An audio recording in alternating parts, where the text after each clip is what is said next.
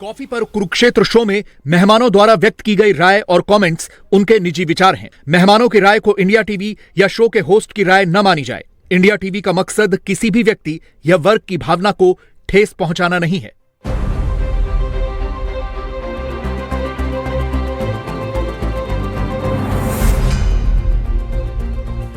नमस्कार, बहुत स्वागत आप सभी का। आप देख रहे हैं आपका प्रोग्राम कॉफी पर कुरुक्षेत्र। मैं हूं सौरभ शर्मा, रोज की तरह आपके साथ।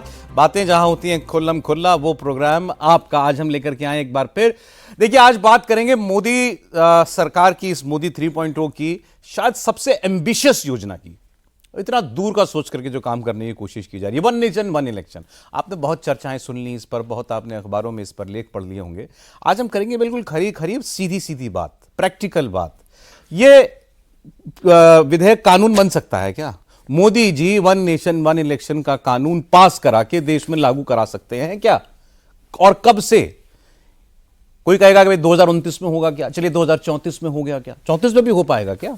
तो आज ये पूरा टाइमलाइन जो है वो हम लोग आपके सामने डिस्कस करेंगे। इस बिल के कानून बनने की राह कितनी आसान, कितनी मुश्किल है, वो हम आपको बताएंगे। देश पर इसका कितना असर पड़ेगा, देश की राजनीति पर, वो हम आपको बताएंगे। कितनी राजनीतिक दुकानें बंद हो जाएंगी इसके बाद। जो डर आपको दिखा होगा लोकसभा में, जो बहस हुई थोड़ी, उसके बारे में हम लोग बात करेंगे। और बात करने वाले हमारे साथ आपके जाने पहचाने मेहमान सभी मौजूद हैं स्टूडियो में। स्वागत कर रहा हूं प्रदीप सिंह जी का। बहुत स्वागत सर आपका। आनंद विजय जी प्रोग्राम में आए हैं आज। सर बहुत स्वागत आपका। जज रहे हैं आज तो आप। मैं तो बताया आपको कि मैं तो कॉफी के लिए नए कपड़े सिलवाता हूँ। हमारे पॉलिटिकल एडिटर देवेंद्र पराशर जी हमारे साथ। हमारा स्वागत देवेंद्र जी आपका। देवेंद्र जी भी आज थोड़ा स्पेशल अटायर में है। ये मेरे बाबूजी का सर, उन्हीं का भेजा की बात। तो सर ये जरा हम लोग बात करें, ये जो वन नेशन वन इलेक्शन है, या ये ठीक का मैंने ये सबसे एम्बिशियस योजना टाइप नहीं लग रही मोदी जी की? सर नहीं है, इससे भी बड़ा कुछ है। इससे बड़ा हो चुका है। आजाद हिंदुस्तान में पहली बार हुआ। स्टेट के पास दो पावर हैं सबसे बड़ी, जो संविधान ने दी है। एक कानून व्यवस्था, दूसरा टैक्स लगाना, फाइनेंशियल पावर। फाइनेंशियल पावर जो है सब स्टेट्स ने, नॉन बीजेपी स्टेट्स ज्यादा थे, सबने जो है सरेंडर कर दिया। जीएसटी ये कोई सामान्य बात थी। लगभग सर्वसम्मति से पास हुआ कानून। जरा उस समय की गिनती निकाल कर देखिए, बीजेपी के लोकसभा में कितने थे, राज्यसभा में कितने थे। प्रोग्राम शुरू हुआ, मैंने थोड़ी सी हवा भरी थी, आप थोड़ी देर तो दूसरी बात नहीं देते आप। अरे जीएसटी से बड़ा काम था, बहुत बड़ा काम था। इतना बड़ा परिवर्तन जो है, जो लॉन्ग लास्टिंग हो। पूरा आपने टैक्स सिस्टम बदल दिया, टैक्स स्ट्रक्चर बदल दिया, स्टेट से टैक्स लगाने की पावर ले ली। और हमसे आप कहें कि गर्दन काटिए, हम काट के आपको तशरीम पेश कर दें, ये उस तरह का मामला था। दूसरा, आप पता कीजिए, जब 370 का आया था प्रस्ताव, तो कितने सांसद विदेश गए थे और वोटिंग के दिन लौट नहीं पाए थे। तो ऐसा है कि जब इस तरह की योजना बनती है, मतलब इस तरह का प्रस्ताव लाने का निर्णय होता है, तो उसकी तैयारी भी होती है। और अभी आप देखिए, जब तक ये प्रस्ताव आएगा तब तक सदन में संख्या बल क्या होगा ये किसी को पता नहीं है।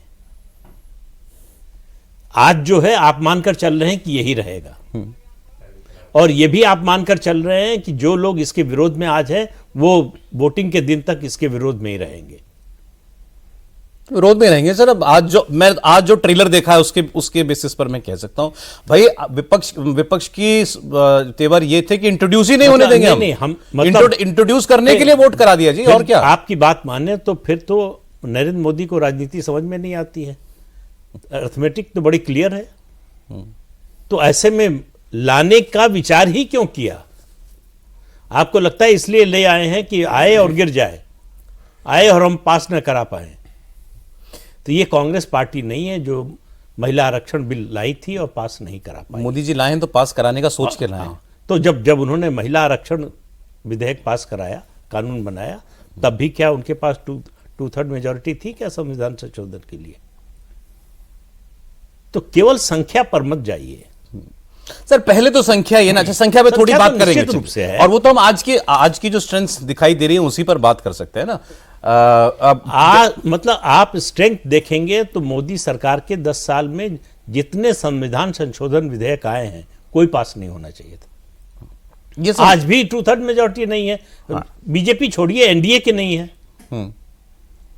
तो फिर तो उस हिसाब से, उस गणित के हिसाब से तो जो है कोई बिल पास ही नहीं होना चाहिए। अच्छा, इतना तो बता दीजिए, व्यूअर समझना चाह रहे होंगे, ये कितनी दूर का सोच करके लाया गया प्रोजेक्ट, कितने साल का है ये 2029 का प्रोजेक्ट है, मेरे हिसाब 34 से का प्रोजेक्ट है, 2034 में लागू होगा। 34 में लागू होगा। 10 साल हैं अभी मोदी के पास। 29 में हो ही नहीं सकता प्रैक्टिकली, बहुत मुश्किल है 29 में होना। अभी 29 के लिए एजेंडा बहुत सारा है।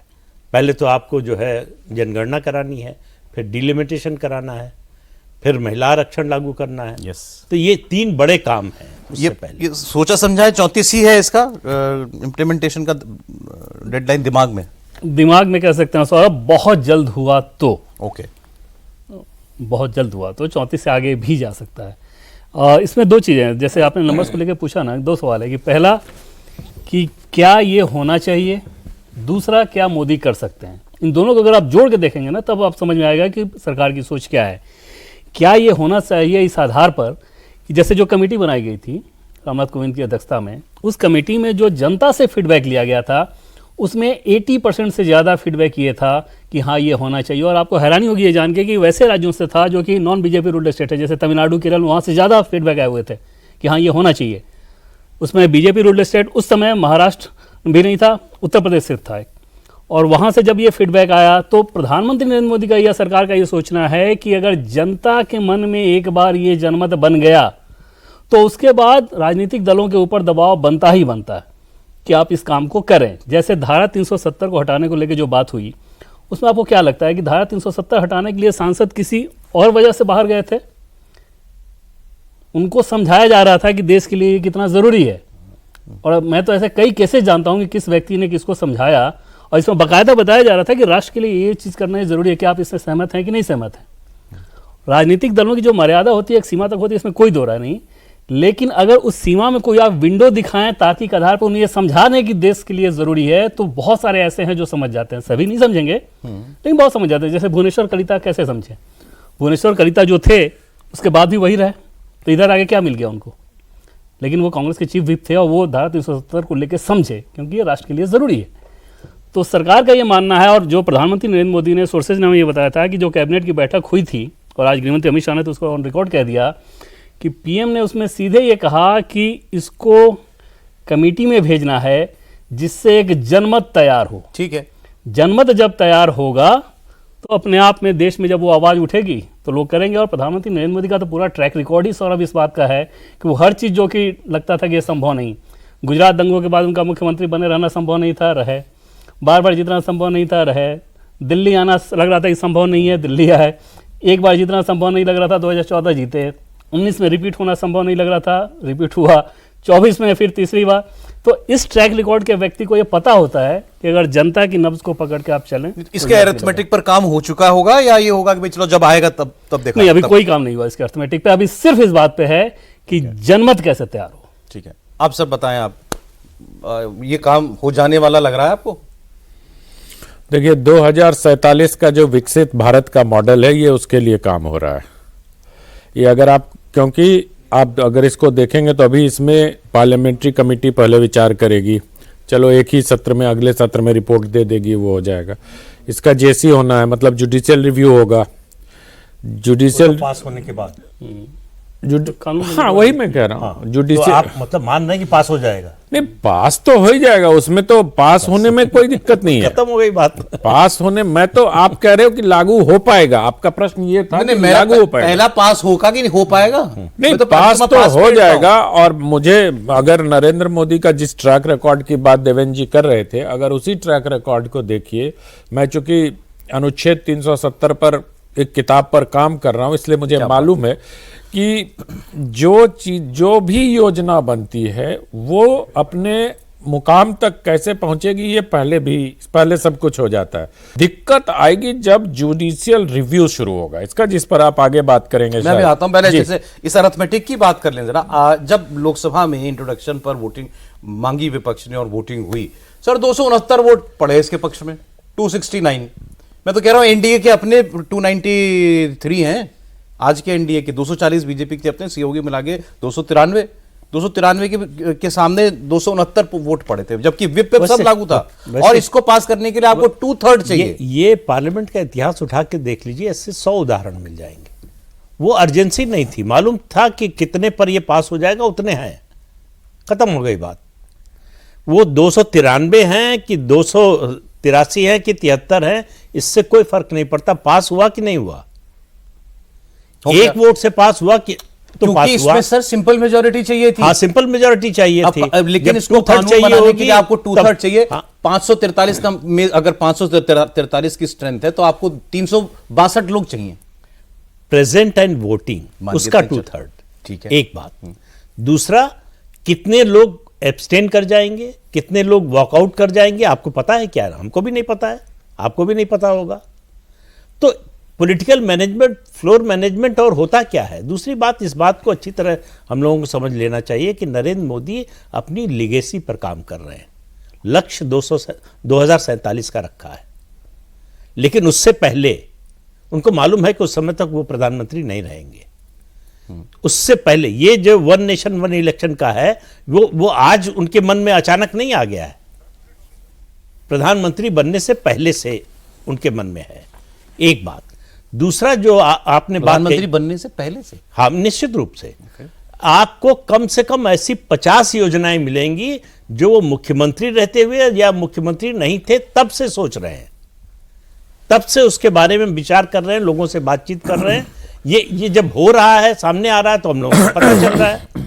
दूसरी बात यह है कि आप मानकर चलिए कि 2034 में नरेंद्र मोदी ये चुनाव करा कर जाएंगे 1 नेशन 1 इलेक्शन का। 2034 मेरा मानना है कि 2034 में निश्चित रूप से होगा। और दूसरी बात यह है, जो जुडिशियल रिव्यू की आप बात कर रहे हैं, ये पहली बार हो रहा है क्या? आजादी के बाद 4 चुनाव इसी व्यवस्था में हुए। हाँ, 67 तक तो सारे चुनाव एक साथ ही होते थे। तो ऐसा तो है नहीं कि कोई नई चीज लाए हैं जो संविधान के में कभी आ नहीं सकती। ये मेरे पास ऑपोजिशन के सारे बयान है जो लोकसभा में हुए हैं सर, उनकी नहीं, माने तो आसमान टूट पड़ेगा, धरती फट जाएगी, लेकिन ये बिल नहीं पास होने देंगे। मतलब ये तो मैं नहीं, कौन सा बिल नरेंद्र मोदी की सरकार का था जिसको कह रहे थे कि पास होने देंगे? कोई एक बिल बताइए जिसके बारे में कह रहे हो पहले, इंट्रोड्यूस होने से पहले और इंट्रोड्यूस होने पर भी, कि हम इसको पास होने देंगे। अभी आप देखिए, बजट सत्र में वक्फ का बिल पास होगा, विपक्ष उसके लिए भी तो कमर कस के बैठा हुआ कि नहीं पास होने देंगे। तो वो बहुत दूर नहीं है, कुछ महीने की बात है।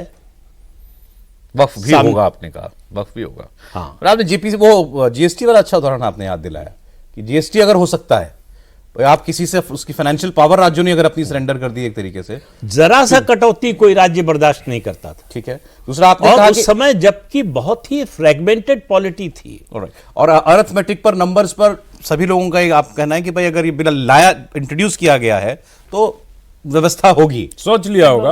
अभी क्योंकि सौरभ जैसे ये सोचो आप ना कि नहीं, ये अगर ongoing 2029 process के है, बाद ऐसा नहीं है कि आज तय कर लिया कि करना है, ये हाँ, वोट तो देंगे। उस समय क्या नंबर सिस्टम रहेगा, कैसे काम होगा। लेकिन ये तो पता होता है ना इन लोगों को कि हाँ, अगर हमारे सामने जब टास्क आएगा तो हम कर लेंगे। आपको पता ही नहीं है, जैसे 2029 में अगर ये जीत के, अभी जो सरकार के लोगों से आप बात कीजिए, बीजेपी के बड़े लोगों से बात कीजिए, तो ये समझ में आता है कि 2029 का सबसे बड़ा नैरेटिव इनका होगा महिला आरक्षण बिल को लागू करना।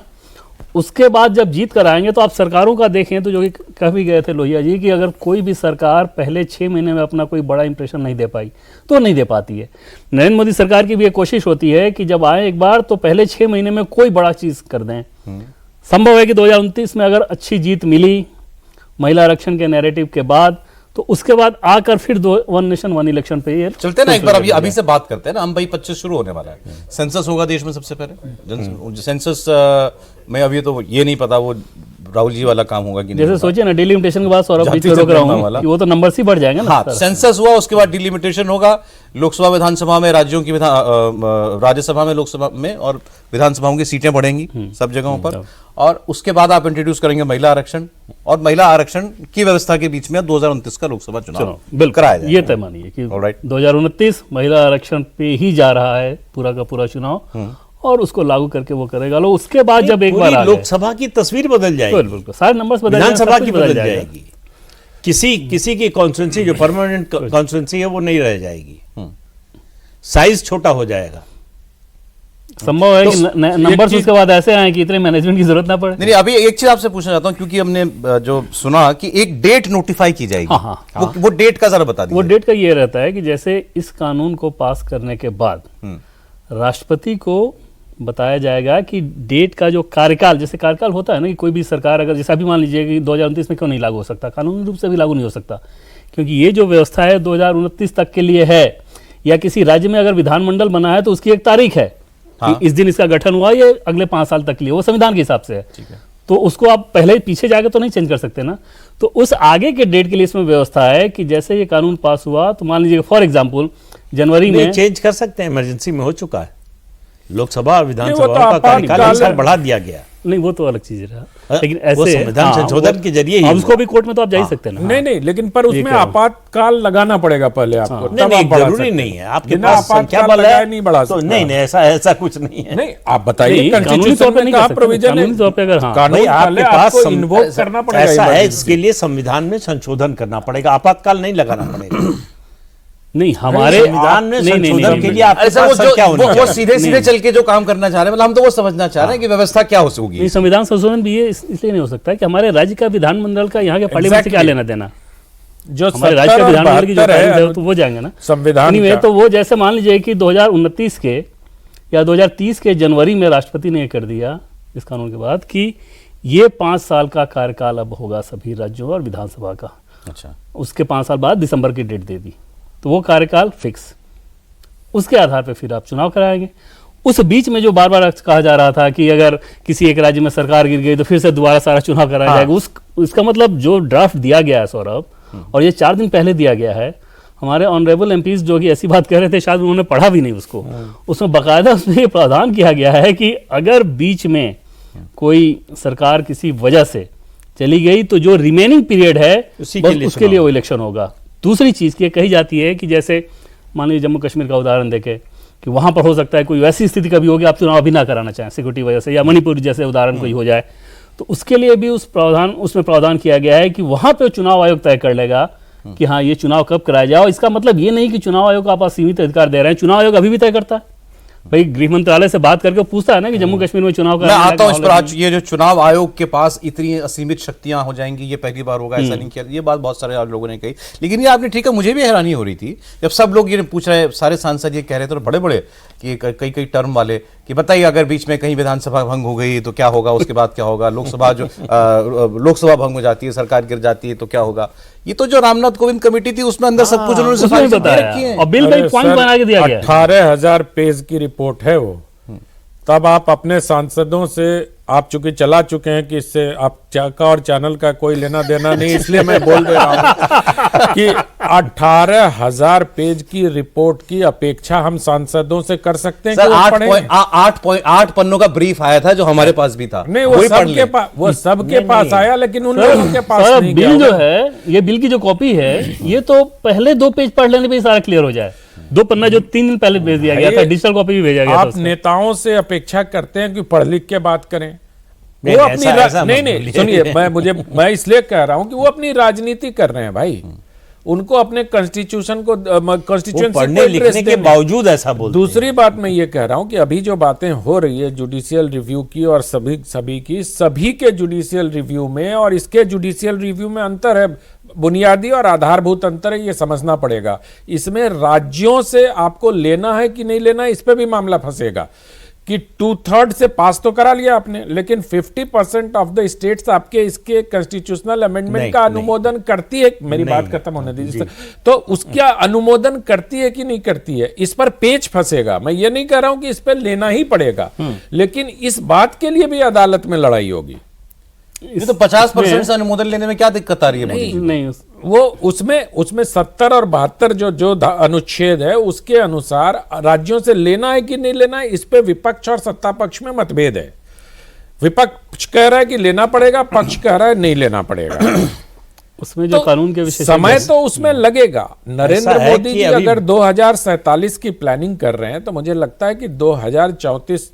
और दूसरी बात ये जो अभी देवेंद्र जी कह रहे थे कि जब कन्वीन होगी अगली लोकसभा, उसके फर्स्ट डे ही नोटिफिकेशन होगा इसका कि ये लोकसभा इतने इतने वक्त कार्यकाल के लिए की है। होगी। ठीक है, तो 29 के फर्स्ट डे जो कन्वीन होगी लोकसभा उस दिन उसका नोटिफिकेशन होगा, तो 24 से 29 तक तो कोई झंझट ही नहीं है। मैं यही कह रहा हूं कि 29 के बाद जो डेट दी जाएगी, 29 के बाद कार्यकाल फिक्स होगा। राइट। तो अभी क्या हो रहा है कि अभी जो लोग डर रहे हैं उनको डरने की आवश्यकता नहीं है। 5 साल में अपनी तैयारी कर लें, जो करना है। क्षेत्रीय दल जो आप कह रहे हैं जिनका झोला डंडा बंद हो जाएगा, वो 5 क्यों 10 हुए ना, 10 साल 29 तक सर, मतलब लागू जो होगा तो 10 साल, हाँ, 34। हाँ, मतलब इस व्यवस्था में चुनाव तो हुआ तो 34 में होगा।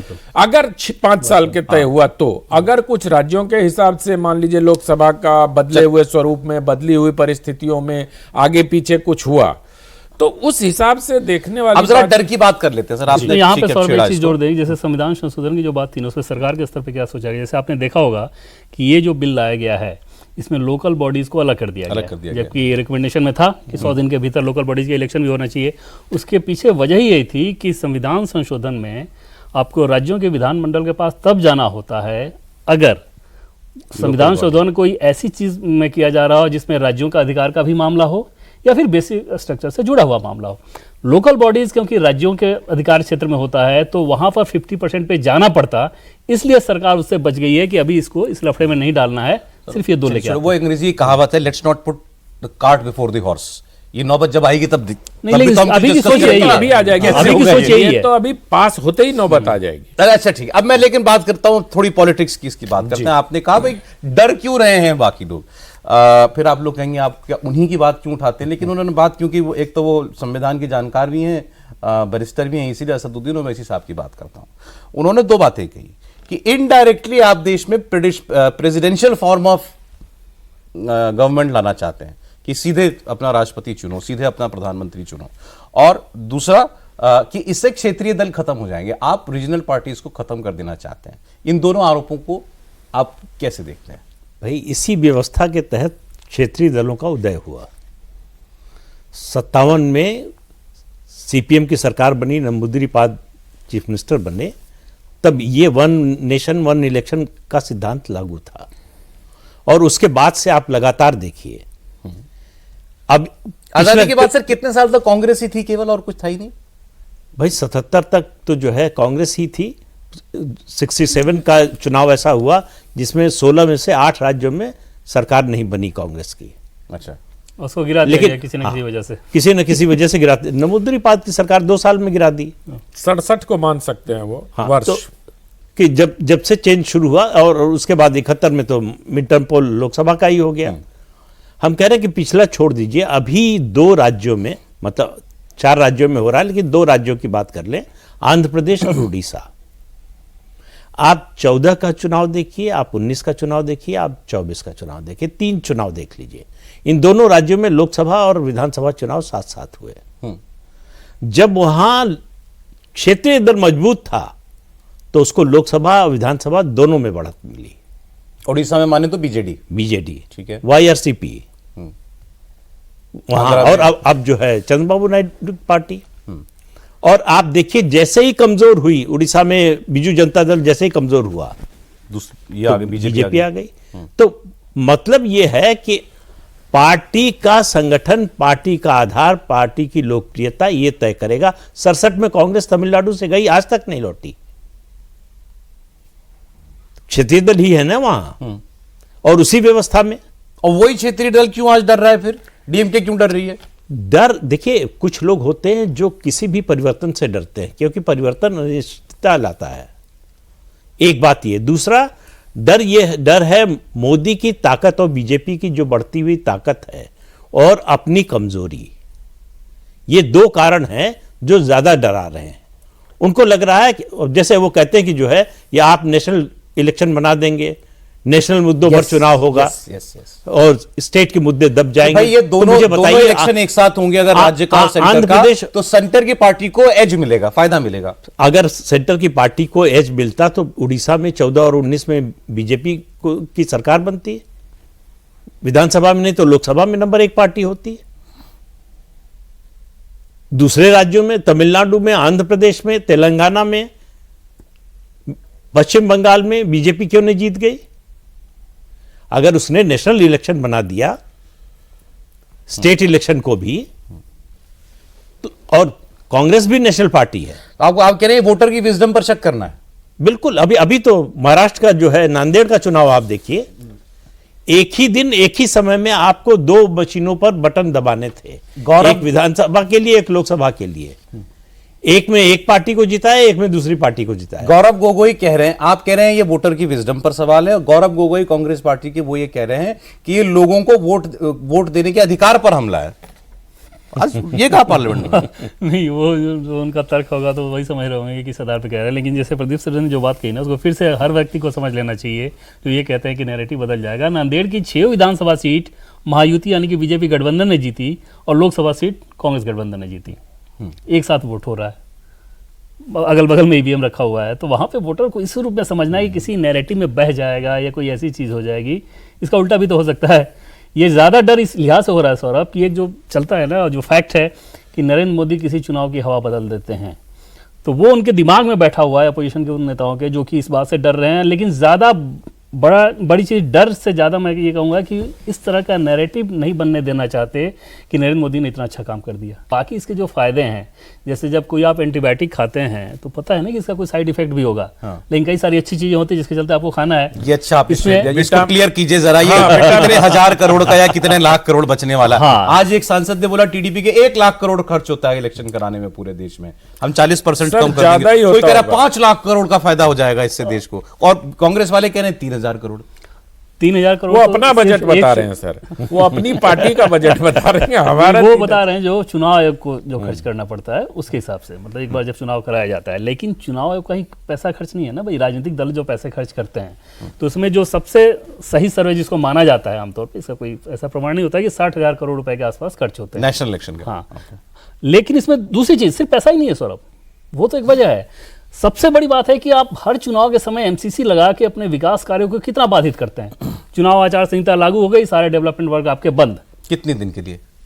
2 महीना एक स्टेट का होता ही है। बंगाल में हो रहा है तो बंगाल में नुकसान होगा ना? उसका असर केवल बंगाल में नहीं होता है, सेंट्रल गवर्नमेंट कुछ नहीं कर सकती उस समय। बंगाल में चुनाव हो रहा है, चुनाव आयोग देश भर के अलग अलग राज्यों से चुनेगा अच्छे अफसर, तो उस राज्य के अफसर भी जा रहे हैं, वहां भी काम सफर कर रहा है, और पढ़ाई ठप हो जाती है भाई। और सारे सबसे ज्यादा शिक्षक लगते हैं, सारे मास्टरों को आप लगा देते हैं चुनाव ड्यूटी में, स्कूल बंद कर देते हैं, स्ट्रांग रूम बना देते हैं वहां।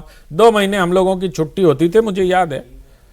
क्या हो रहा है भाई, बूथ बनेगा यहाँ, क्या हो रहा है, स्ट्रांग रूम बनेगा यहाँ। मास्टर साहब कहाँ है? कक्षा में गए हम लोग, पता चला मास्टर साहब गए हैं वोटर ड्यूटी पर वोट डलवाने। इतना बड़ा स्पीड ब्रेकर है क्या जितना आप बता रहे हैं? बिल्कुल है सर। आप जनता के बीच में अगर ये नैरेटिव बन रहा है कि मोदी ये ठीक काम कर रहा है, आप किसी से पूछ लो, वो कहेगा यार साल भर तो चुनाव ही होता रहता है इस देश में। और ये सच्चाई है सौरभ जी। राजनीतिक दलों के जो कार्यकर्ता हैं या छोटे नेता, उनके भीतर अगर आप सर्वे करा लीजिएगा ना, तो उनका परसेंटेज जो है वो और ज़्यादा आएगा समर्थन में। क्यों? क्योंकि इससे उनके ऑप्शन ज़्यादा खुलेंगे। जैसे अभी क्या है कि एक कोटरी सिस्टम रहता है, मान लीजिए सांसद चुनाव जीते, फिर वो विधायक का चुनाव जब आगे विधानसभा का होगा तो उसमें सबसे ज़्यादा उन्हीं का दखल, उसके बाद लोकल बॉडी का इलेक्शन होगा उसमें भी सबसे ज़्यादा उनका दखल। यहाँ सबकी आग लगी रहेगी तो संभावनाएं तो ज़्यादा खुल रही है ना कि सांसद अपने चुनाव में। उसके अलावा आप देखिए, जैसे उत्तर प्रदेश की बात कीजिए, एक लोकसभा में 5 विधानसभा सीटें आती है, तो अभी लोकसभा का चुनाव हो रहा है तो लगे हुए हैं, विधानसभा का चुनाव होगा तो 5-6 लोग लगेंगे, अगर 7 चुनाव होगा तो उन उम्मीदवारों का खर्च भी तो कम होगा। अरे उपचुनाव में मुख्यमंत्री लगे रहे भाई, आप ये भी तो देखो। अच्छा वो कांग्रेस के सांसद हैं, उन्होंने मनीष तिवारी, उन्होंने तो गजब बात की थी। उन्होंने कहा this parliament is not competent to do such a thing. ये संसद ये बदलाव कर ही नहीं सकती संविधान में, बेसिक स्ट्रक्चर के खिलाफ है। तो नई संसद चाहिए। कौन सी संसद कर सकती है भाई? नहीं, अब तो संसद भी नया बन गया सर। अब मतलब क्या फिर एक और बनाया गया? पार्लियामेंट के परव्यू से बाहर है उन्होंने कहा। और ये कहना है कि फेडरल स्ट्रक्चर पे चोट है, इसका मतलब 1951 से 67 तक जो इलेक्शन हुए सारे फेडरल स्ट्रक्चर पे चोट वाले इलेक्शन, संघीय ढांचे पे, सबने संघीय ढांचे पे चोट पहुंचाया नेहरू जी के जमाने में। प्रियंका जी ने भी कहा बांग्लादेश वाला, वो दूसरा बांग्लादेश वाला बैग लेके। हाँ, बांग्लादेश वाला बैग। नहीं, एक चीज उसमें मैं कहना चाहूंगा, मैं अब सोच रहा था कि आप इसको छेड़ेंगे। बांग्लादेश वाले बैग में सिर्फ हिंदू नहीं है, ईसाई भी है, तो ईसाई को भी उतना ही रेखांकित किया जाना। खुश नहीं हुए कि हिंदू है कम से कम? नहीं, मैं बहुत खुश हूं कि हिंदू है, लेकिन उसमें ईसाई भी है। जितना आप हिंदू पर इंफेसिस दे रहे हैं उतना ही ईसाई पर भी दीजिए, क्योंकि उन्होंने कल जो भाषण दिया उसमें भी उन्होंने अल्पसंख्यक नहीं कहा, उन्होंने कहा हिंदुओं और ईसाइयों पर जो। मैं समझना चाहता हूं कि ये हाइफिनेशन क्यों इंपॉर्टेंट है इतना? ये इसलिए इंपॉर्टेंट है कि मतलब कांग्रेस के लिए इतना इंपॉर्टेंट क्यों? कांग्रेस के लिए इसलिए इंपॉर्टेंट है कि सोनिया जी का धर्म क्या है ये मालूम नहीं मुझे, क्योंकि उनके मैं बता देता हूं आपको, अभी किताब आई है मणिशंकर अय्यर की, उसमें लिखा है उन्होंने कि मुझे मैडम मिल गई एक बार, मैंने उनको क्रिसमस पे विश कर दिया 25 तारीख के दिसंबर के आसपास, तो मैडम ने कहा कि no I am not a Christian. अच्छा, किताब में लिखा है उनकी। मैं मान लेता हूं सर, मैं मान लेता हूं कि सोनिया जी ने हिंदुत्व स्वीकार कर लिया है। नहीं, ये मैंने ये भी नहीं कहा। नहीं, मैं तो मतलब अगर क्रिश्चियन नहीं है तो राजीव जी हिंदू थे तो वो हिंदू होंगी। वो कौन से ब्राह्मण हैं वो? चितपावन ब्राह्मण? नहीं, सारस्वत। नहीं, वो कश्मीर वाले कौल ब्राह्मण। नहीं सर, कोई और ब्राह्मण है। कौल दत्तात्रेय ब्राह्मण। दत्तात्रेय ब्राह्मण है तो मैं मानता हूं दत्तात्रेय ब्राह्मण राहुल जी ने स्वयं कहा था, तो मैं बहुत आदर के साथ ये मानता हूं कि सोनिया जी भी वही मानती होंगी। मैं सिर्फ ये कहता हूं कि जो पॉलिटिकल स्टेटमेंट उन्होंने झोले के माध्यम से दिया उसमें हिंदू और ईसाई को बांग्लादेश के बराबर रखा है, बस इतनी छोटी सी बात। वायनाड से सांसद हैं, ये वायनाड से, हाँ, ये भी हो सकता है। वोटर्स भी तो उनका है ना, केरल में क्रिश्चियन इतने ज्यादा, केरल से सांसद है तो उनको लगा होगा सांसद है वहाँ बहुतायत, मतलब सबसे बड़ी संख्या मुसलमानों की है, तो दोनों दे रही हैं। हाँ। क्रिश्चियन का लगा कि मुसलमानों को दे दिया। प्रियंका गांधी सांसद केरल से हैं जी, नेता तो देश की हैं, और अभी देश का नेता बनने में टाइम है। अपनी पार्टी की तो टॉप लीडरों में से ही है ना सोनिया जी। By virtue मैं of हायरार्की में जाऊंगा तो फिर आप लोगों की बात कंट्रोवर्सी करा देंगे, बट मैं किसी ऑर्डर में नहीं, लेकिन सोनिया जी, राहुल जी, प्रियंका जी, खड़गे जी, 4 नाम लेता हूं। मतलब कांग्रेस अध्यक्ष को चौथे पायदान पे मैंने इसलिए कहा, मैं ऑर्डर में नहीं बोल रहा हूं, मैंने अच्छा, परिवार के नाम एक साथ ले दिए और पार्टी अध्यक्ष का। अच्छा, ऑर्डर बताइए तो क्या होगा ऑर्डर? मैं उसमें नहीं जा रहा। अल्फाबेटिकली रख लीजिए। हम लोग से डेली पूछते हैं, आप ऑर्डर बताइए आज इन चारों नेताओं का ऑर्डर क्या है कांग्रेस में? मैं बता दूं आपको। हाँ, नंबर 1 पे कौन है? Rahul Gandhi. Number 2 Sonia Gandhi. Number 3 Priyanka Gandhi. Number 4 Mallikarjun खड़गे। बचे हुए कांग्रेस राष्ट्रीय अध्यक्ष को नंबर 4 पे रखा वही मैं कह रहा हूं कि आप मैंने सोनिया जी को भी नंबर 2 किया है। नहीं, नंबर 1 राहुल गांधी। सोनिया जी को तो आपने इस वजह से किया कि अब उनकी अवस्था हो गई है, वो राज्यसभा में चली गई, बहुत सक्रिय नहीं है, तो इस वजह से आपने, और राहुल जी फ्रंट फुट पे खेल रहे हैं। बात अधूरी रहेगी सर। मैं ये कह रहा हूं कि केरल वायनाड इंपॉर्टेंट है उनके लिए, तो मैंने मान लिया। देश इंपॉर्टेंट नहीं है क्या? ईसाई देश में 4% होगा, बल्कि कम होगा, 2-3% होगा। हाँ, 2-3% मतलब 11 के सेंसस के हिसाब हिंदू से 80% है सर। आप तब भी कह रहे हैं कि वो हिंदू के साथ ईसाई लगाना उनकी जरूरत है। ये मेरी समझ में नहीं आ रहा। तो फिर आप कांग्रेस की पॉलिटिक्स नहीं समझ पाएंगे। कांग्रेस क्या कर रही 77 साल से, यही तो कर रही है भाई। ऐसा तो है नहीं कि 1947 या 1952 में पहला चुनाव हुआ तब हिंदू माइनॉरिटी में थे, आज मेजॉरिटी में आ गए हैं। तो कल जो नारेबाजी लग रही थी उसमें पार्लियामेंट के कैंपस से बाहर आने के बाद, मतलब पार्लियामेंट कैंपस में हाउस से बाहर आने के बाद, तो उसमें बांग्लादेश में माइनॉरिटीज़ पे अटैक बंद हो, बार बार कहा जा रहा था। उसके बाद सिर्फ इमरान मसूद जो सांसद हैं उनका ही सुनाई दिया जिन्होंने कहा कि हिंदुओं पे अटैक बंद हो। बाकी जो थे उनमें से ये नहीं कह रहे थे कि हाँ हिंदुओं पे अटैक बंद हो। तो वो लाइन तो क्लियर है वहाँ। हिंदू तो सर दबाव में है वहाँ, मतलब उनके यहाँ अगर हिंदू पे नाम लिया जाता है तो इंटरनेट मीडिया पे चल रहा है कि भाई अब ठीक है ना सर, वो तो कभी कभी झाड़ पोछ के, जैसे मैं हमेशा कहता हूं ना कि वो कौन थे रक्षा मंत्री, उनकी एंटनी कमेटी की रिपोर्ट झाड़ पोछ के कोई पढ़ लेता है तो हिंदू याद आ जाता है, फिर उसको बंद कर देता है अलमारी में, तो बंद हो जाता है। पवन खेड़ा ने वो दोनों बैग वाली उनकी दोनों दिनों की तस्वीर लगा करके कहा है कि BJP is tying itself in knots because of these 2 pictures. BJP की समझ में नहीं आ रहा हम क्या करें। तो अच्छी बात है, खुश होना चाहिए कांग्रेस के लोग। ये तो तपस्या वाली बात गई है। ये तो सर अगर यही सोच के वो खुश हैं तो उनको मुबारक। ये तो तपस्या वाली बात हो गई ना। अब देखिए आप फिर आपने ट्रैक बदला। तपस्या का रिएक्शन ये बताएंगे। उन्होंने पवन जी का नाम, तपस्या वाले रिएक्शन। अच्छा, आप वो पवन जी की तपस्या कह रहे थे? नहीं, मैं किसी की तपस्या की मुझे लगा आप राहुल गांधी जी ने भी तो तपस्या कह दिया ना। वो तो बॉडी गर्म करने के तपस्या की बात कर रहे थे, वो तप से तपस्या। अपोजिशन के एक बहुत बड़े नाम जो कि जिनको हम लोग टीवी पे रात दिन देखते रहते हैं, अपोजिशन के बहुत बड़े नेता, सम्मानित नेता, उनसे मैंने पूछा कि सर ये संविधान गौरव यात्रा पे जो डिस्कशन हुआ, टेक अवे आप लोगों का क्या था? बोले यार अफसोस इस बात का है कि ये डिस्कशन मांगा हमने था और महफिल प्रधानमंत्री मोदी लूट गए, और हमारे वाले ने क्या कर दिया देखा, सुना आपने। ओवरऑल एक सेंटिमेंट था पार्लियामेंट के भीतर कि दोनों नेताओं में प्रियंका राहुल की तुलना करें तो, कि प्रियंका गांधी के पास कंटेंट जो रिसर्च के साथ दिया गया था वही बोल सकती थी, लेकिन उनका बेहतर था। राहुल गांधी का बहुत सारे विपक्षी नेताओं को ही समझ में नहीं आया कि वो कहना क्या चाह रहे थे। सर वो एक अलग लेवल पे हैं, उनके लेवल तक पहुंचने के लिए आपको अपना लेवल बढ़ाना होगा। मैं सही कह रहा हूं, राहुल जी जिस फिलोसफिकल लेवल की बात करते हैं ना, वो आम जनता के समझ में नहीं आएगा। 5-6 साल का युवा, आप बताओ ये किसको समझ में आएगा? लेकिन उन्होंने फिर उसको डिफाइन किया, जैसे तपस्या को उन्होंने डिफाइन किया कि जो शरीर के कोई दे नहीं पाया, मतलब शरीर में गर्मी पैदा करने, हाँ मतलब तपा दे जो अपने शरीर को। भाई ऋषि मुनि क्या करते थे? उसको और तपा के गला देते थे, वही तो तपने के बाद तो गलता ही है ना सर। जो अपने शरीर को गला दे तो वही तो तपस्या है। वही राहुल जी कह रहे हैं। मैं यही कह रहा हूं कि राहुल जी को समझने के लिए आपको अपना स्तर ऊंचा करना पड़ेगा। प्रियंका जी को सब जनता समझ लेगी सर, ये मैंने उस दिन भी कहा था आपके साथ। ठीक है सर, अब थोड़ा सा आखिर में मैं एक बार फिर से लाना चाहता हूं जहां से हमने चर्चा शुरू की, वन नेशन वन इलेक्शन, क्योंकि हमने प्रोग्राम में क्या बात की, ये बिल लाया गया है तो भाई पास कराने की तैयारी भी मोदी जी के पास है।